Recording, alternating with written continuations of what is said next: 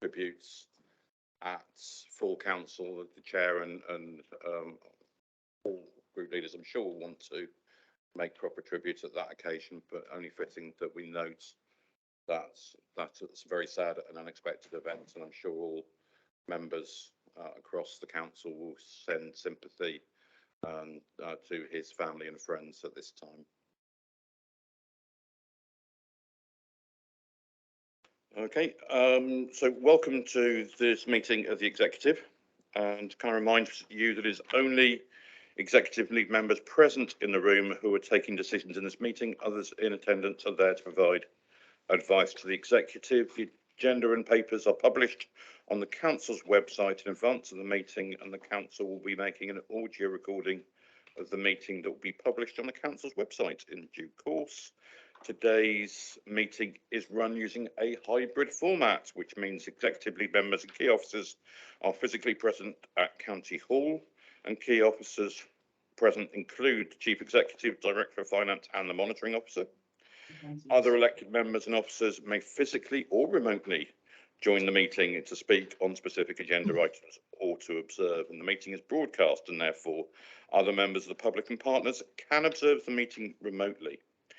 Please can the meeting chat function only be used for the meeting and primarily to indicate that you wish to speak, though I prefer the hands up function if you are able to. Please only speak at the chair's invitation, and please can you say your name before speaking, and please can we all make sure that microphones and cameras are not in use when we are not speaking. Item 1, we have apologies for absence. I note Councillor Keach has very kindly joined us from on holiday and is online. Good morning, Councillor Keach. I hope it's sunnier in Cornwall than it is in Somerset. No. Also note that we've got Lou Woolway attending in place of Professor Trudy Grant. I had been told that Mel Locke was attending virtually. I know she's got issues with a family member at the moment. I can't see her online. She is there, and we do wish you well with that. And I've got apologies from David Fothergill and Faye Purbrick in the chat as well. Thank you, David. Are there any declarations of interest other than those listed as being members of, oh, my notes say district, oh, city, town and parish councils available for inspection on the website? That's none noted. And item 3, we've got minutes of the meeting held on the 15th of March 2023. Any amendments to those?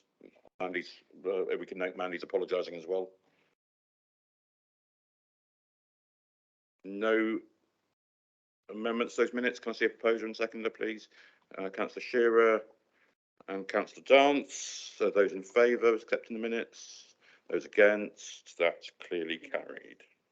Thank you very much. There are no public questions that have been submitted, but I do just want to recognise that we've had some flooding incidents overnight. I wonder if Mr.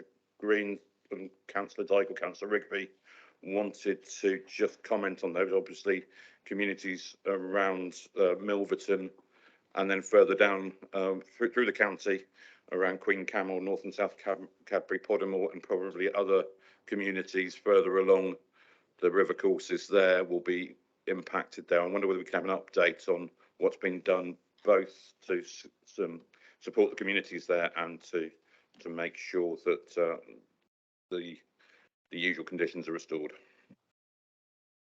Yeah, happy to give a quick update, and I'm going to head out to Milverton in a moment. Other members of civil contingencies and highways are out, and other members of the council office of the council, sorry, are out in other affected areas.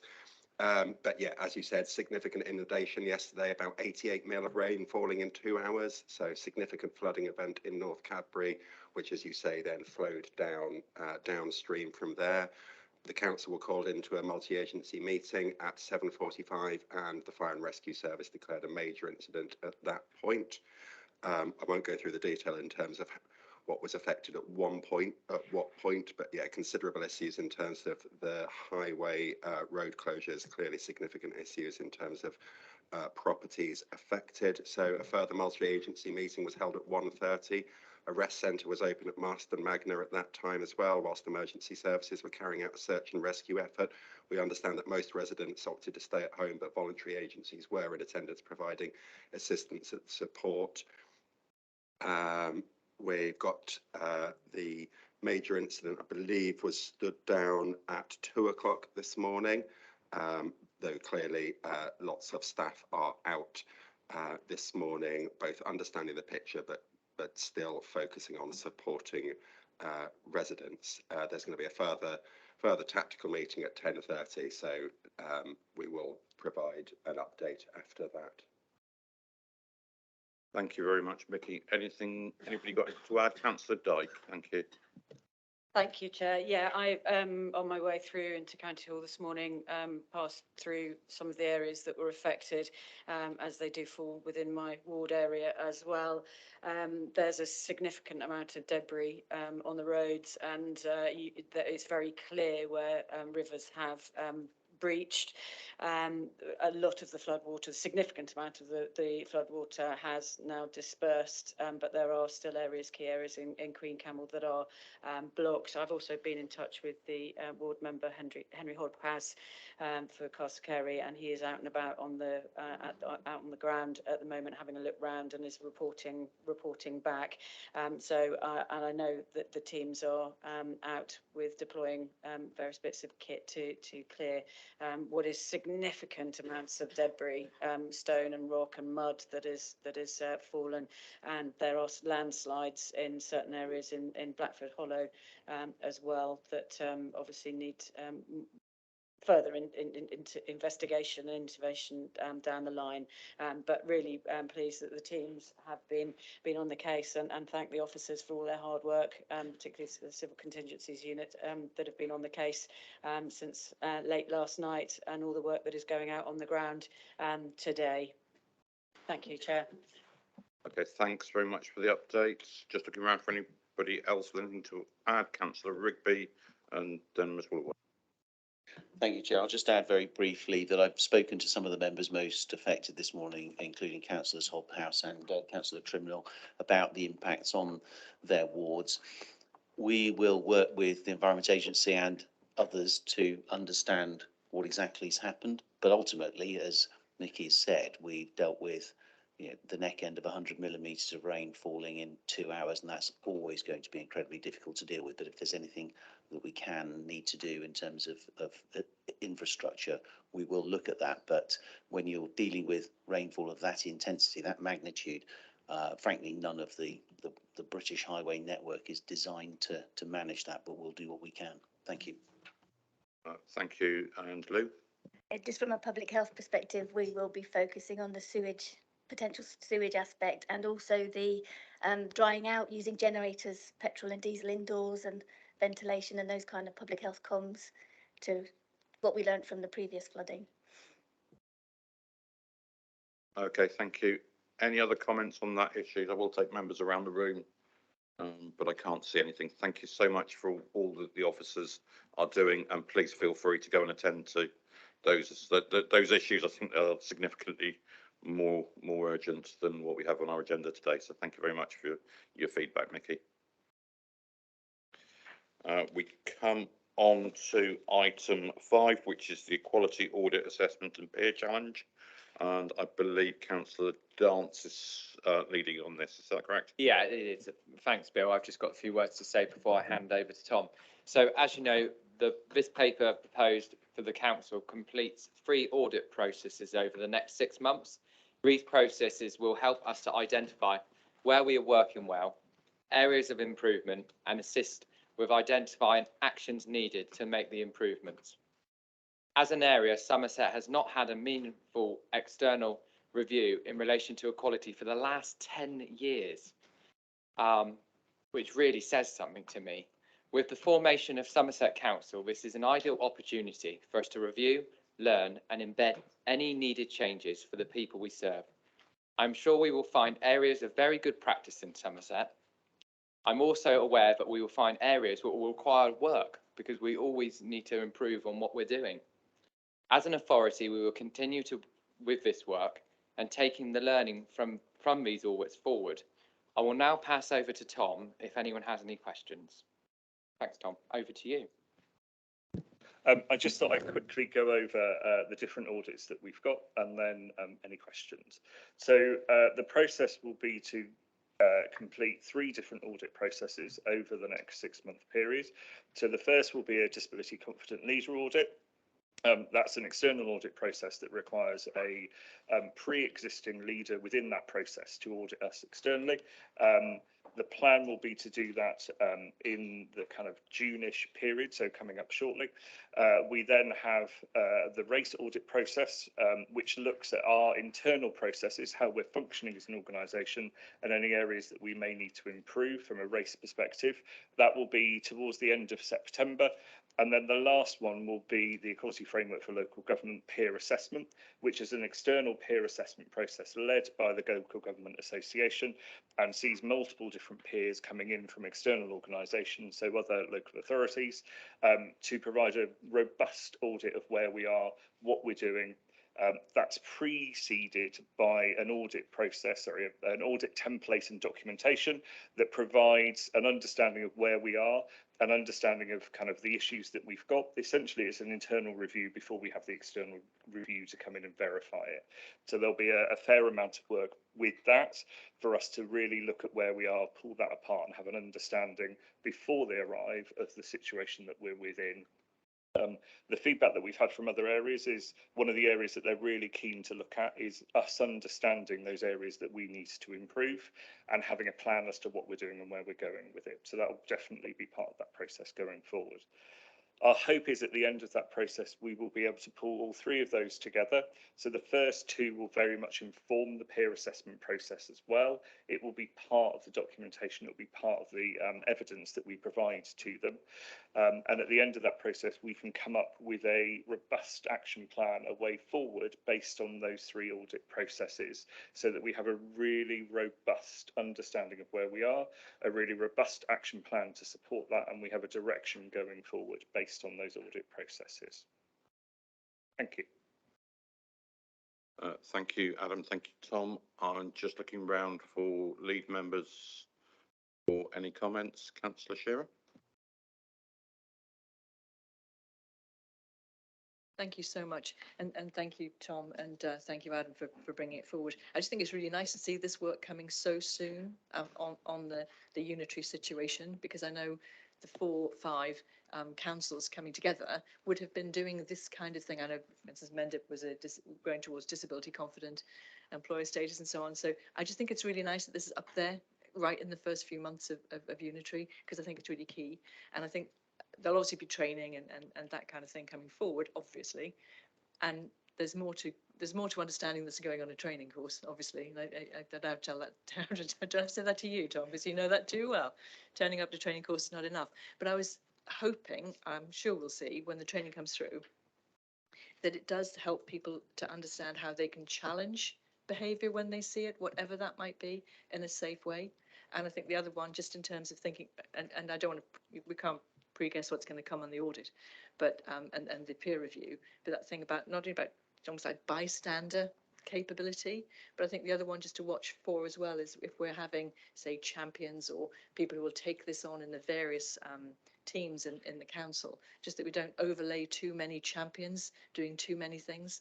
You know, people need to know where they can go to for support, but it's just we have to see it in the wider context, but can only commend it. I think it's really good and pleased to see it so soon. Thank you for that support. It's really helpful. I think there were 2 things that I'll come back on. So one was part of our thought process was we are really early in the formation of the new organisation. So now is as prime a time as any for us to do that review of going, actually, where are we? Let's do that navel gazing really early to work out where we want to head and what we want to be as an organisation going forward and what work we need to do, and very much take the learning from the existing or from the previous organisations and the positives that came from those and make sure that we're moving those forwards in a really effective way. The kind of bystander and challenging behaviour, it is definitely a thing that we need to do. It's an understanding of a thing that we already need to do. So it is already in train that it is a thing that we will do almost whilst we're doing these processes as well, rather than waiting for them to finish and then doing it at that point. There is work that is ongoing. There is work that we are doing. It's not a case of we're doing the audit process and that will be it, which I'm sure you're aware of. So there is a lot of other stuff that is happening in the background that we as organisation need to do to set the direction, have that role as a challenging organisation that we should do as a leader within the wider community and take on the day-to-day challenge of it. For me, the role around champions is a really interesting one. The legislation is very clear that we all have a responsibility for equality and diversity within the organisation. It does not sit with individuals. It does not sit with particular people within an organisation. And so for me, it's the real challenge of a champion creates a focal point for that is the individual that completes equality and diversity. So it's how we can have effective guidance and challenge within a process without it being seen as a individual that takes responsibility for it. And I think that's some learning that will be really good to come out of the peer assessment. So for us to learn from others that are doing things elsewhere, to be able to say, actually, are others doing something really effective elsewhere that we can take in that learning from? So that's part of what the peer process is there for. Thank you. Just to indulge me for just one more second, that it's everybody's business. If I put my kind of safeguarding hat on, and I'm not the only one in the room with that in a portfolio, but it's everybody's business. It doesn't just sit with one person. So I'm really reassured to hear that. Thank you. Absolutely. I think what you were saying is it goes towards culture as well, and that's a piece of the wider work that we need to do as part of the new council. Liz, I've got you written down as from a nudge from the chief executive. Is that correct? That's correct. I just wondered if I could ask Tom how we can assure members of the Members Equality Steering Group involvement in the work that will be going on and listed over the, well, right through till next April, because I'm really pleased that we do have a Members Equality Steering Group. Some of us saw them at the former districts, and that work is really important and perhaps not yet widely known enough. Thank you. So thank you. The member steering group will be integral, as far as I'm concerned, to the audit processes that we're going through. They are, from my perspective, almost that internal challenge route to us as an organisation to say, are we doing things effectively? Are we functioning in the right way? That's, for me, why it was designed as a cross-party group, so that we've got that real representation within it. The steering group has very much been involved in understanding the fact that we're going through these audit processes, that they are coming forward. They are supportive of that and have supported us taking it forward. The plan will be, as stuff works its way through the system, it will go to inform. So it might be that they get stuff beforehand, it might be that they get kind of what comes out of it. But the steering group will very much be involved in what comes from and where we're heading with it. Likewise, additionally, within the report, we talk about the kind of timetable that we've got for setting the equality objectives going forward, which we're doing whilst we're doing this process. And again, the equality member steering group will be involved in the challenge of that process of going, actually, have what you identified worth, why have you done it in that way?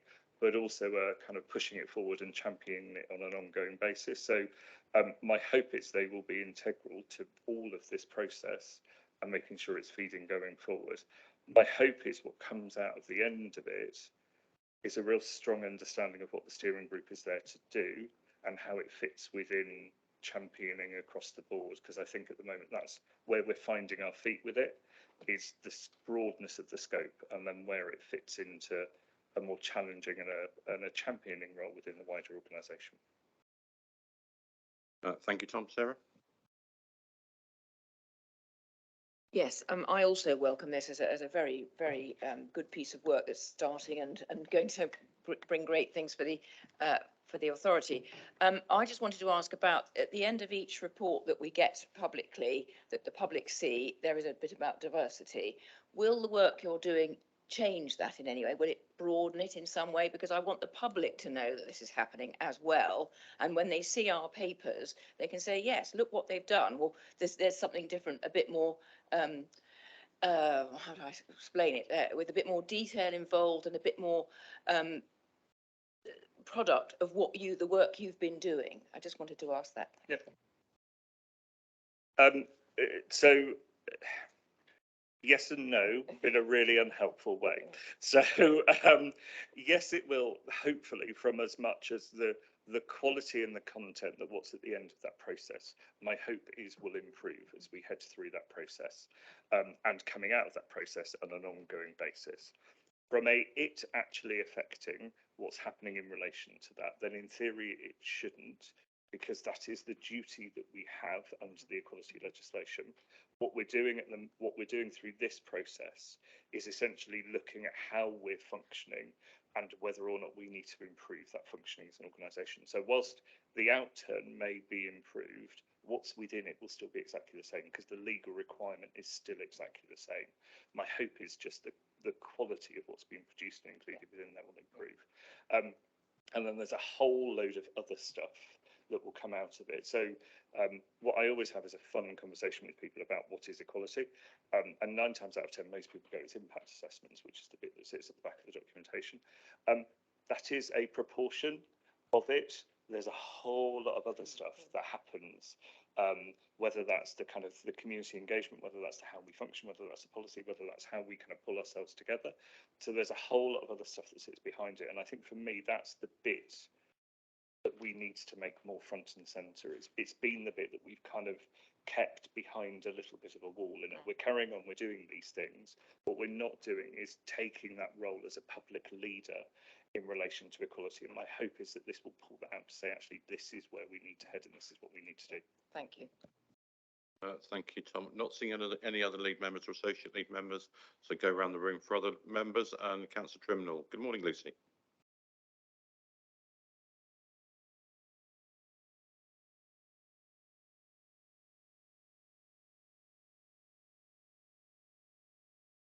Thank you very much, and good morning to you too. I've just got a couple of brief questions. First one, the training, is that going to be rolled out to all members and staff? And the second question, do we have the personnel and finances for this, given the size of your team?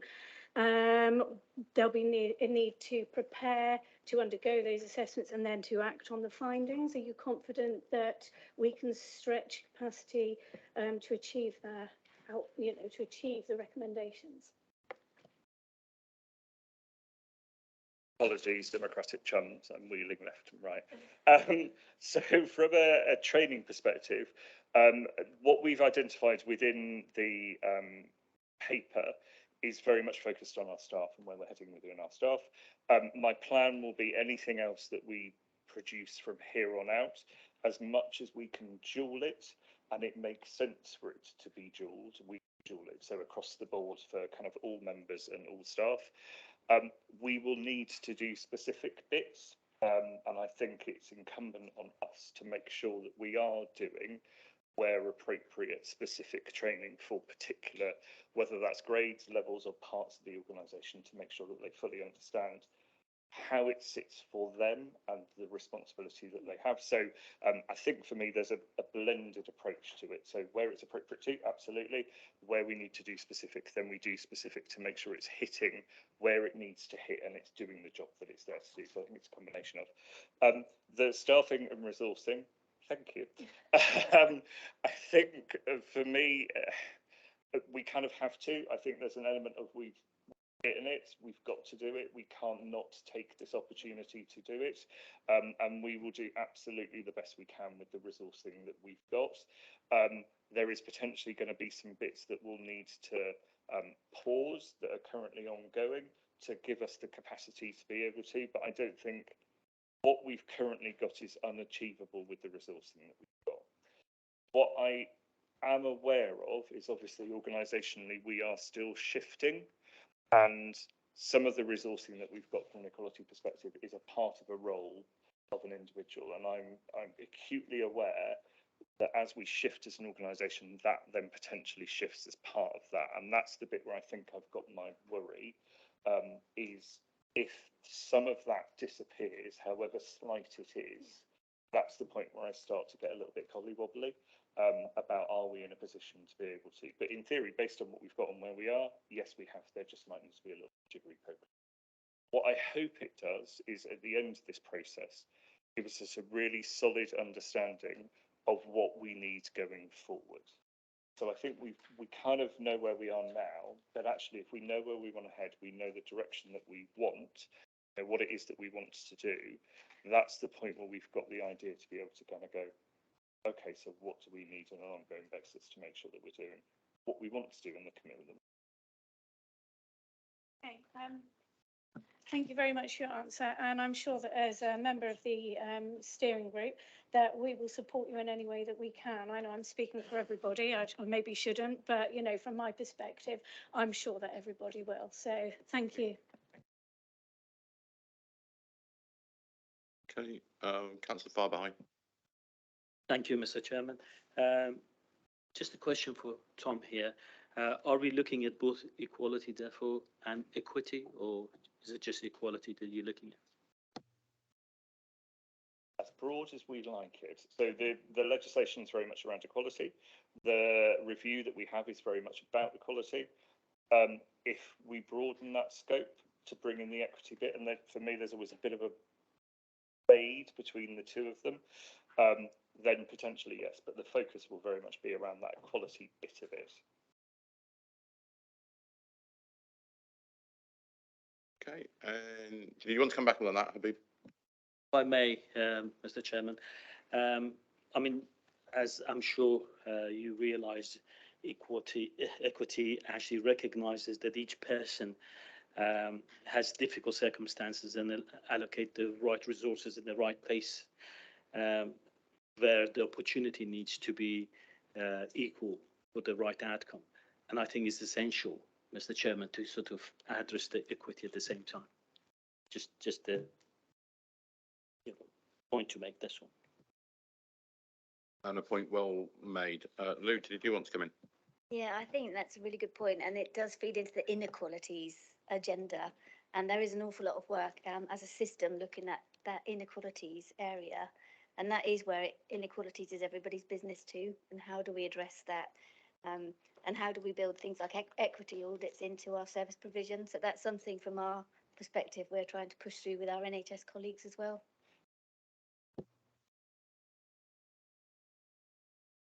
Okay, I'm not seeing any other hands in the room or online.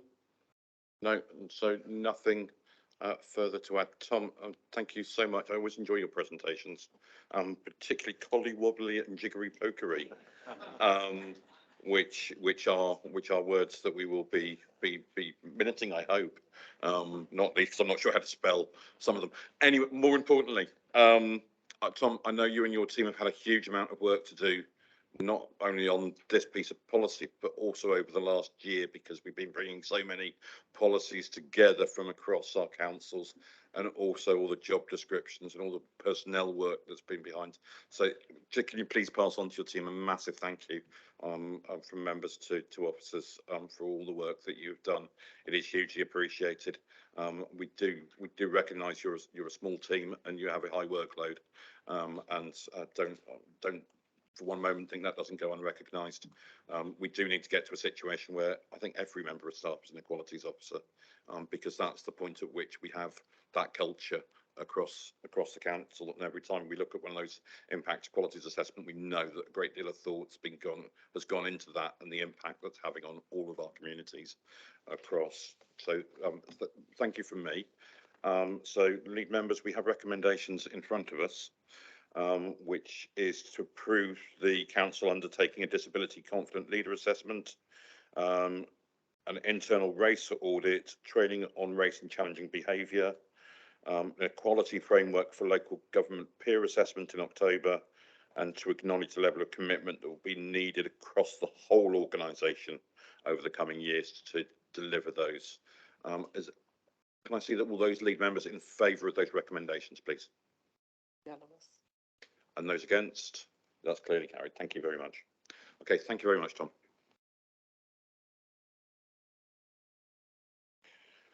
Okay, item 6 on our agenda is our street naming and numbering policy adoption, which at one point I thought would be all straightforward and easy, and then we found all sorts of complications within it, and it became a fascinating discussion as we reached this point. Fed, would you like to introduce, please?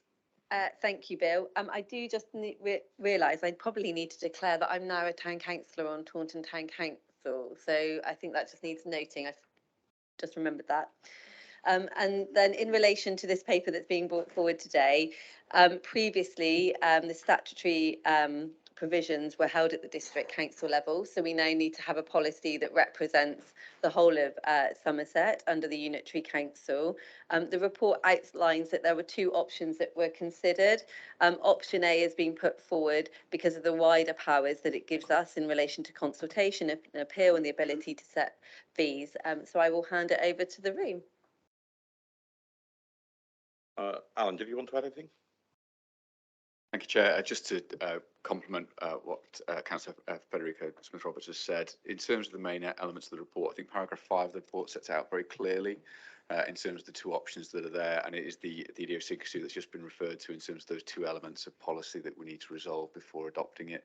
Essentially, we have a very historic piece of legislation that hasn't been removed from the statute books, and we have a new piece of legislation that doesn't remove it. So as a result, we need to make that decision, hence why this paper is required before the adoption of the main policy. Adam Reimer is available via Teams for any detailed questions. But we've also included as part of this report the background and the street naming policy and framework so that members are aware of the process that's developing. But it is critical that we make that decision in terms of which process we're going to adopt. But I would encourage members, particularly paragraph 5 starts to explain the reasoning behind that, as Councillor Federica has set out. Thank you.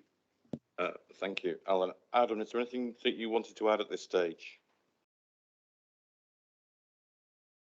Good morning, everybody. No, not at this stage. I think both further to previous conversations, we have amended the policy with all the requirements to date, besides the wording regarding the objection, Councillor Revens. So we do need to confirm that point, but the rest of it should be outlined in the policy and in the report associated. Thank you, Adam. Are there any questions, comments, or concerns that members of the executive would like to raise? Councillor White. Good morning, Ros. Thank you, Chair. We had a long discussion on this subject, so I don't particularly want to reprise it, although I'm delighted that we may not have the equivalent of what locally known as rhubarb heights. But regardless of that, I do think that within this policy, although it recognises that consultation will occur, I wondered whether or not we could be seeing sooner rather than later a more formal protocol around the process of consulting with parishes following the pilot we had in Frome. Because I do think communities could, if they had time to think about it, come up with some really helpful lists, which would aid the officers and also aid developers. These are the sort of names we would like to see on our streets, and it may be around a historic event or an individual, but whatever the case is, to leave it to an in-house staff competition, which many of the developers use, is probably less than satisfactory. So I just wondered about the timing of getting a protocol, which no doubt can lie but underneath this policy. Yeah, absolutely. So as part of the policy, consultation is undertaken with, at the moment, parish councils regarding any new street names. That wouldn't be taken over in addition, as well as house naming. House naming would be to the owner of the property to come up with a suitable name for a property. But for any new street names across the authority, a full consultation would be given as a matter of courtesy to parish councils. And I know from there we've had the discussion of opening that up to a pilot exercise with a defined LCN to start putting together some proposed street names that could be used within that geographic area, and that is something I would fully support once a policy is in place and structure around the service and how that's delivered is taken forward. Ross again. Well, I appreciate the idea of using LCNs was floated. On reflection and talking to parishes, because the LCNs cover quite an area, Yes. that maybe individual parishes having a list rather than an LCN may be a more readily acceptable and more readily usable list for future names. So it's not dependent on a fairly broad group, because in some LCNs cover quite a huge geography. I would agree. A smaller geographic boundary would make the names more appropriate to the area they're being sort of resided within. So no, I would support that more than LCN boundaries. Yes. Yeah. Okay. So given that, what sort of timescale could we expect to have this rolled out? I mean, we could do it sooner rather than later. I think we would just need to take that back to the work stream. Obviously, at the moment, with strategy and performance, there is no formal structure in place for the delivery of the service. So we would need buy-in from the officers in the work stream so we can take that back to parishes. But I don't see that being an issue. So I can pick that up, and we can, once the policy is in place, we can start obviously liaising with a small group of parishes to understand if that would be something that they would be keen to engage in, and try to get a working arrangement in place for them to sort of provide some suggestions.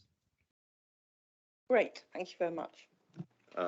Thank you, Councillor White. Just looking around the room for any other comments. No, so we'll go online, and I can see Tony Locke and then Mandy Chilcott. So Tony, good morning, Tony. Good morning, Bill. Good morning, everyone. I would just like to add on a little bit to what Ross has said. I mean, Yeovil Town Council, which I've represented for many years, have always been consulted as a parish on street names, and in conjunction with the post office, because they never like duplicated names.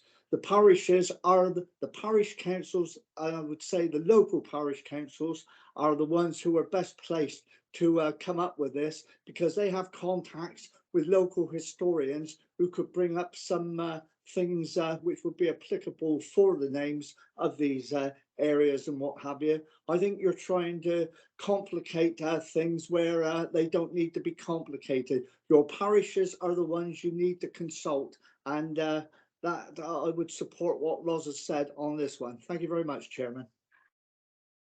Thanks, Tony. I don't think we need another response, Adam. I think it's the same as to Roz's and just underlines that point. And Mandy, good morning, Mandy.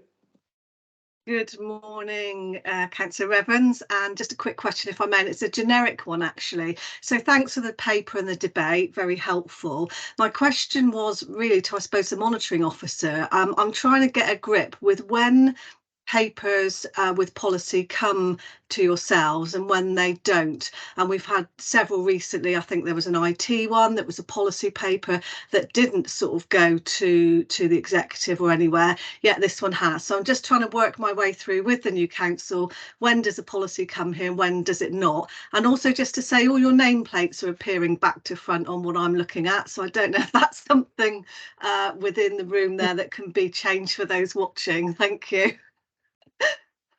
Okay, we will see whether we can print them in mirror writing in the future, which might confuse us even more in the room. So I'm not quite sure what the solution is on the first one, Mandy. But David, are you in a position to respond on the more general point that was raised? Yeah, obviously there's set out levels of responsibility for executive through council, etc., which is based on legislation in terms of policy adoption. But I think what I'll do, I'll take that away. I'll draft something up, get a clear process that can share with all members about what status of policies goes in what route, just so it's a bit clearer for you. Thank you. I'd find that really helpful because I'm trying to figure my way through it. Thanks for the response. Thank you. I'm not seeing any further responses. Adam, please do thank all your team for your hard work on this. I know it's been a slightly more tricky one to land than I was expecting when I first saw it. but these things are important to people's places. We've got a local developer at the moment who is building on a place called Carrots Farm. Unfortunately, he's named it after the vegetable rather than the person called Mr. Carrot, who was spelt differently, and that's upset some of the locals. And also, I live at the bottom of a lovely hill called Dancing Hill, which has a lovely name that sounds very bucolic and celebratory. It is actually the place where the Sedgemoor rebels were gibbeted after the Battle of Sedgemoor, and their remains danced in the wind. So it's not quite as beautiful a place. And you can imagine some developer coming along and thinking that they were naming things after maypoles and waltzes and Morris men or something. So it is important that the local voice and the local heritage is heard in that, and I think Ros and Tony put that point across very well. So we have 3 recommendations in front of us. The intention to adopt the legislation identified in option A above, to delegate to the Executive Director of Strategy, Workforce and Localities in accordance with the Local Government Act 72, and further to the notices under 9B being issued and the relevant time periods elapsing, the authority be delegated to Executive Director, Strategy, Workforce and Localities. We need a shorter title for that. To arrange to submit the proposal to adopt the option A legislation and the draft policy to full council for adoption at the next available date. Can I see those executive lead members in favour, please? And those against, and that's clearly unanimous. Okay. And item 7, we have the executive forward plan published on the council's website. Any comments from executive lead members or from lead members on that, please? Not seeing anything. Anything from the room or online? No. Okay. That being done, the business of this morning's meeting has been concluded, and that is under the time allocated. So please enjoy the extra time that you have. Thank you very much for everyone's attendance and contribution this morning.